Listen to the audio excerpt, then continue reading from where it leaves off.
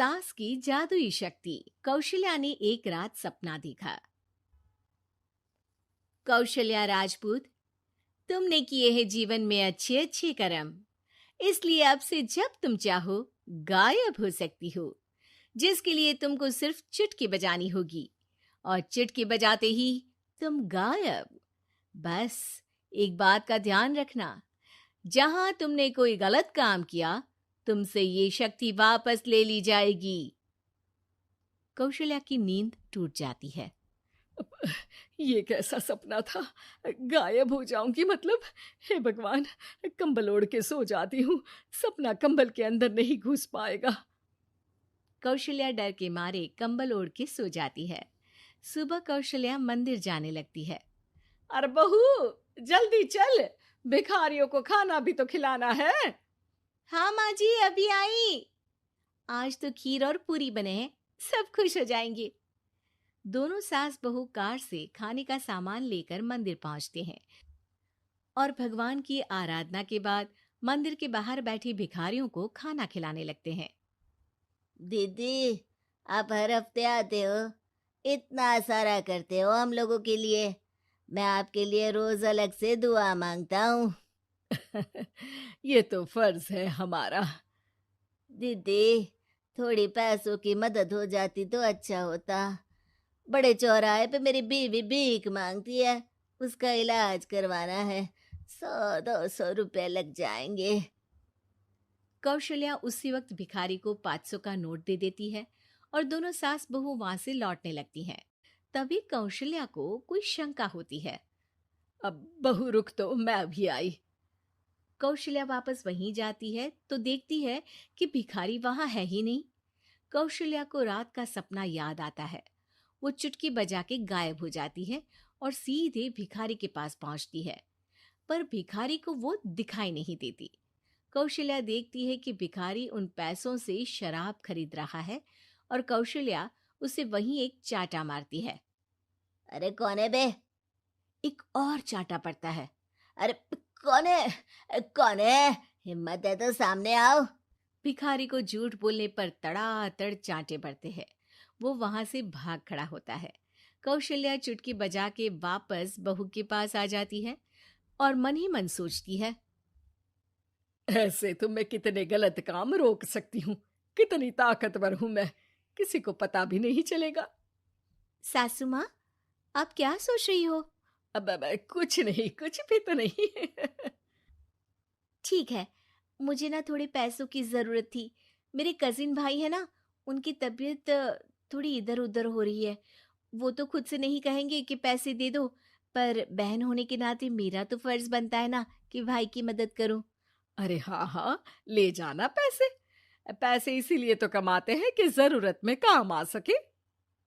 घर पहुंच के कौशल्या अपनी बहू को 10,000 रुपए दे देती है। कब जाएगी तू मायके? अम, कल शाम की ट्रेन है। दोनों काम में लग जाती हैं।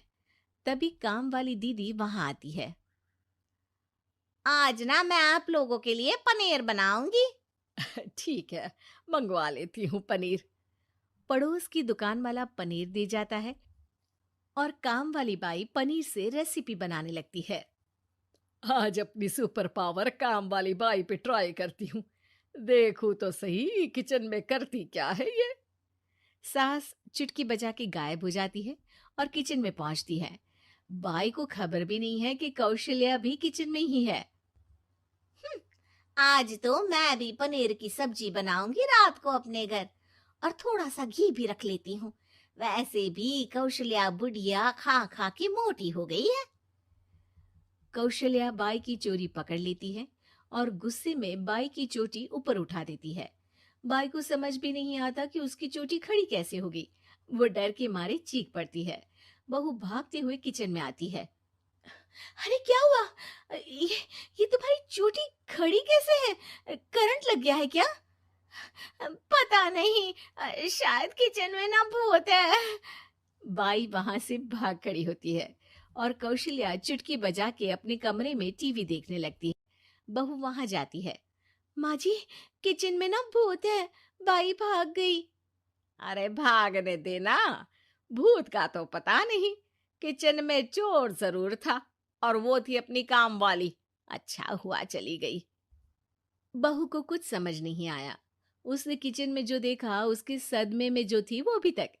अगले दिन बहू अपने मायके के लिए निकल जाती है। कहीं भिखारी और काम वाली की तरह बहू भी तो मुझे धोखा नहीं दे रही। अरे कहीं वो पैसे ले जाके शॉपिंग तो नहीं करने वाली ना। अभी पता लगाती हूँ, मुझसे कुछ छिपा है भला। जैसे भगवान सब देख रहा है वैसे ही मैं भी सब देख रही हूँ।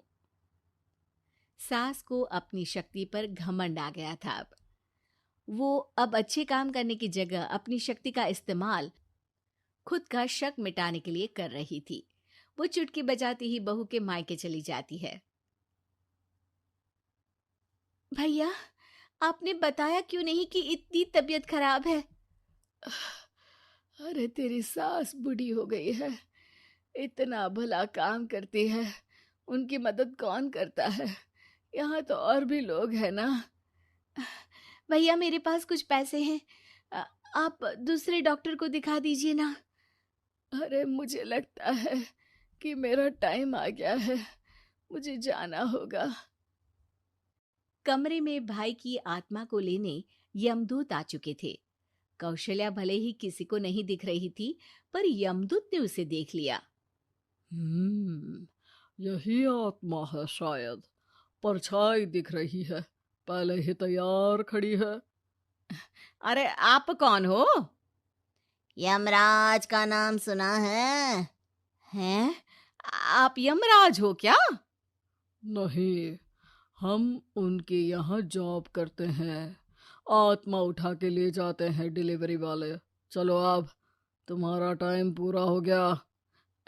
अरे आप शायद ना वो बिस्तर पर पड़े आदमी की आत्मा को लेने आए हो। मैं तो बस यहाँ देखने आई थी कि मेरी बहू कहीं मुझसे पैसे लेकर शॉपिंग करने तो नहीं चली गई ना। मतलब तुम्हारे पास शक्ति है गायब होने वाली? हाँ। तुम ऐसे तुच्छ काम में उपयोग कर रही हो ऐसी दिव्य शक्ति का। अब तो तुमको ही लेके जाऊंगा। अरे नहीं नहीं, कल मुझे किटी पार्टी में भी तो जाना है। अब नरक में ही करना किटी पार्टी। नहीं नहीं नहीं। 3 बार नहीं क्यों बोल रही हो? टीवी सीरियल चल रहा है क्या एकता कपूर का? अरे प्लीज मुझे जाने दो। आप तो उस बीमार आदमी की आत्मा को लेने आए थे ना। गलत डिलीवरी करोगे तो यमराज डांटेगा ना। बात तो सही कर रही हो, पर हमको उस पे दया आ गई। अभी उसकी उम्र ही क्या है, पर कुछ तो लेके जाना पड़ेगा ना। एक काम करो, अपनी शक्ति दे दो, गायब होने वाली। हैं? अरे क्यों? तुम पृथ्वी लोक का भ्रष्टाचार रोक सकती थी, चोरी रोक सकती थी, अरे कोरोना रोक सकती थी, पर तुमने अपनी बहू की जासूसी करना शुरू कर दिया। अरे लेकिन किंतु परंतु। यमदूत सास की शक्ति लेके वापस चले जाते हैं। कौशल्या की परछाई हवा से नीचे गिरती है और जमीन पे आते आते कौशल्या का शरीर सामने आ जाता है। अरे लग गई, कितने ऊपर से फेंका। माँ जी, आप यहाँ ऊपर से कैसे गिरी? अरे समधन जी, आप अचानक कमरे में। सब घबरा जाते हैं। सास बहू को सारी बात बता देती है। ये लो आपके 10,000 रुपये। आपको मुझ पे इतना भी भरोसा नहीं है? अरे बहन, मुझे दर्द नहीं हो रहा है, अब अचानक से सब अच्छा होने लगा है। अरे तो फिर बिस्तर से उठ जाओ और मुझे लेटने दो। गिरी हूं ऊपर से तो पूरा बदन दुख रहा है। भाई को तो यमदूत ठीक करके जाते हैं, पर कौशल्या देवी दर्द के मारे बिस्तर पर आ जाती हैं।